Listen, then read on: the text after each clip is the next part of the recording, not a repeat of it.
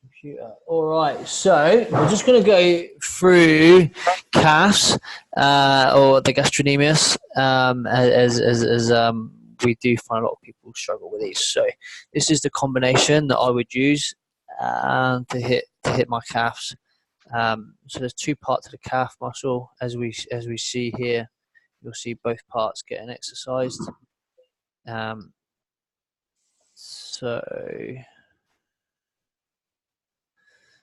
first part, the main part, the biggest part of the muscle, which is called the gastrocnemius, we want to exercise in a standing position, and we want to be doing heavy work. So I've looked, the bar is a little bit light here for the 5 reps, but we want to be doing 5 reps. And again, going back to what we spoke about in previous weeks, we want to use that fast, explosive, concentric phase of the movement, control, full extension at the bottom. So we're not working off the Achilles tendon, making sure that the muscle is doing the work by disengaging at the bottom and squeezing at the top. So full range of motion with a slight pause at the bottom. Heavy work in a standing position. And I would superset that with, is this going to work? Hello? Yep. With seated position for 15 reps. I can't quite remember the name of the smaller muscle in the calf group, but this hits that smaller part. And what I apply here is a slower tension. So I squeeze up for 2, come down for 2, pause for 2, squeeze out for 2. So a slower tempo in the seated position. The combination of those two put together should give you some good development in your calves. And I probably ram them in twice a week. Okay. Don't want to do them once a week. I think a lot of people just do them like once a month. I think they're going to grow. I think they got growth issues with the calves when they're probably just not training them correctly or training them frequently enough.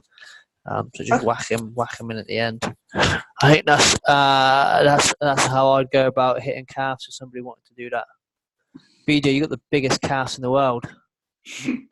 Genetics, mate. Yeah, I think I remember with Eugene, it's a lot of making sure you're rolling in towards your big toe when you're doing your raises, and also getting the heels below parallel. Yeah. A great test to really show you the difference is to do a calf raise with your little pinky off the platform. You do it barefoot, and you'll be surprised at how much harder they are and how much you actually use your pinky. Really? It makes it like 20 times harder. Wow, this is such great information because everybody always goes on about struggling with their calves, eh? Yeah, I mean, like you said, like using through the different ranges and using with weight and frequency really is the key for a lot of people. But also, if you are like me, like I don't really do calves much because genetically I'm pretty good, but you also got to remember from a functional standpoint, they are going to help with your other lifts as well. So just because your calves might naturally look good doesn't mean you should neglect them, because they can come in handy with your other moves like your squats and that sort of stuff, and also help prevent injuries as well. Yeah, I mean, I've never really focused on my calves too much. Being a football player, there's a lot of calf work with football, sprinting, jumping. So they've always been fairly well developed for me. I never had to worry about them too much, but I guess just through squatting and deadlifting, they're going to get a little bit of work. But if you're going to be a bodybuilder or going to be a sports and fitness model, you should definitely spend some time on them, eh? Yeah, it's like anything. You always work on your body from the ground up, and people just neglect them. They skip it, and they just focus on quads, and if you've got weaknesses like a lot of people do through hamstrings, glutes and calves, it all works its way up the chain somehow, and then you end up getting knee pain and all this sort of stuff. So it does pay to give them a bit of token attention at least. If you're quite happy with the way your calves look, doesn't mean necessarily completely neglect them, Yeah, right. Judy, you got any questions on calves? No. Have you got anything you want us to look at whilst we're here? Any lifts? No, I don't. I haven't recorded anything this week. That's all right. You look bloody good anyway, girl. Let's make sure we jump on a one-on-one call tomorrow, so call me when you're free. Okay. Yeah, just make sure you get that in. I'll just leave it up to you. Just call me when you're ready, whenever you're free, because you'll be busier than me. Actually, I've taken tomorrow off.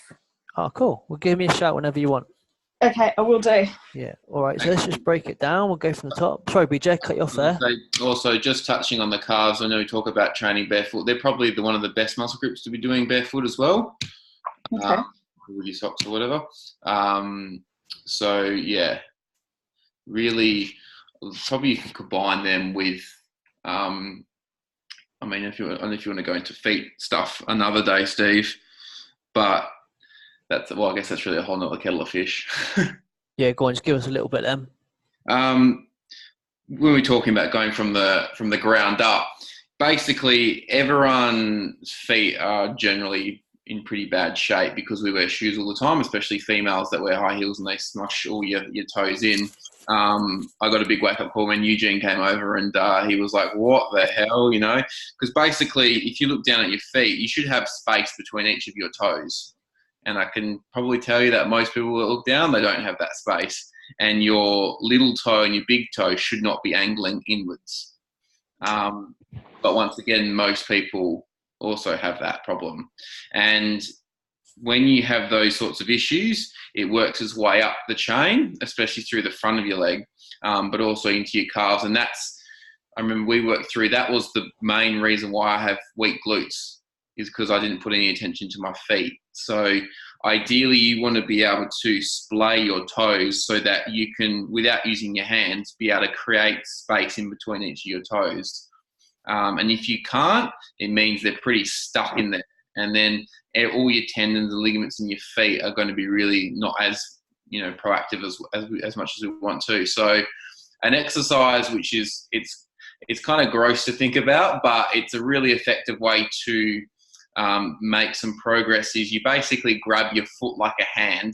So you essentially want to try and get your fingers in between each toe, and it'll hurt. It'll really hurt the first time you do it. But you basically want to imagine this is my foot. You basically want to try and work your fingers between each toes. And then once you wedge them in there, it takes a bit of work. Then it'll hurt initially, but you just sort of move it around like this and really keep working on it and try and really create that space in between your toes. And then each time you do it, you'll notice when you put your foot down that there'll be a little bit more of a gap between your toes. And then the idea is to do it more and more frequently, because you're basically then undoing all the damage you do every single time you put shoes on. And then that way, it's just that stuff that you don't think about or you don't see, but it does play a role up the chain. And long term, it's the ticking time bomb. You can create issues in calves and knees and all that sort of stuff. And if you had stayed on top of that in the first place, they might not have popped up. Wow, incredible.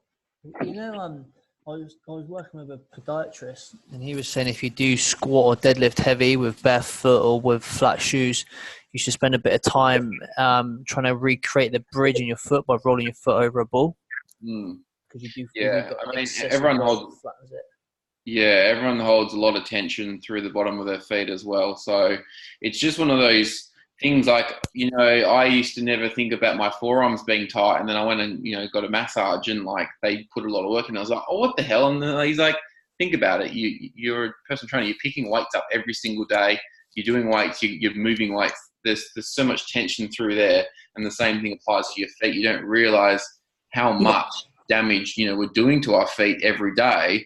And we just think what we can see in the mirror or what we want to improve. But from a functional standpoint and from a performance and for everything that we want to improve, it all stems from the ground up. You got a full textbook of information last few weeks, Judy. Yes, that's. We could just record these calls and. So go on. Yeah. And then I go to my clients tomorrow and I sound so clever. That's what it's all about. That's how we learn, That's how we learn. We learn from our mentors and coaches. So the things I've learned though, like with these sorts of little things like this, and your shoulder stuff you can do with your external rotator and stuff to all those little things that are prehab almost. You've got the trick is to find a way that you can put them into your routine without you like worrying about. It's not an issue because we never do this sort of stuff consistently because it's like, oh, it's, you know, it's a pain in the ass, or it's not, you know, involved in my training plan. So then we just skip it and then you just don't do it. So you can get yourself into a routine of whatever it is, you know, 5 minutes before each workout or something like that, then it becomes a lot easier to maintain and then you will benefit in the long run. But it's making sure it's not like too time consuming or, you know, laborious where your workout starts blowing out and you just like, oh, I can't get to the gym now because it's going to take too long. So it's just finding little ways to incorporate it without ruining your structure.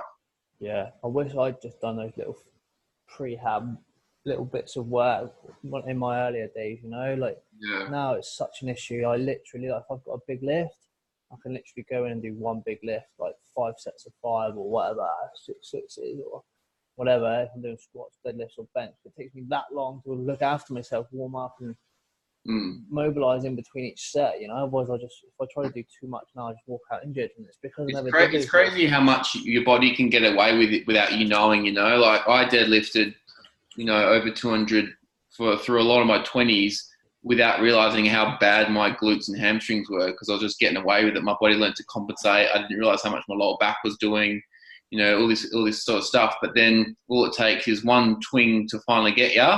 And then once I did a lower back, like sort of little small injury, then it was just every time I'd try and get back and then it'd go again, you know. And it was like, gee, if I had have actually known that when you start into training, if you get that strength through your glutes and hamstrings, they will play such a big role in injury management towards your deadlifts, then, you know, wouldn't have all these problems. But, you know, hindsight's a bit of a pain in the ass, but that's why it's good, you know, because we can then pass on that to people that are getting into training, you know? Yeah, that's right.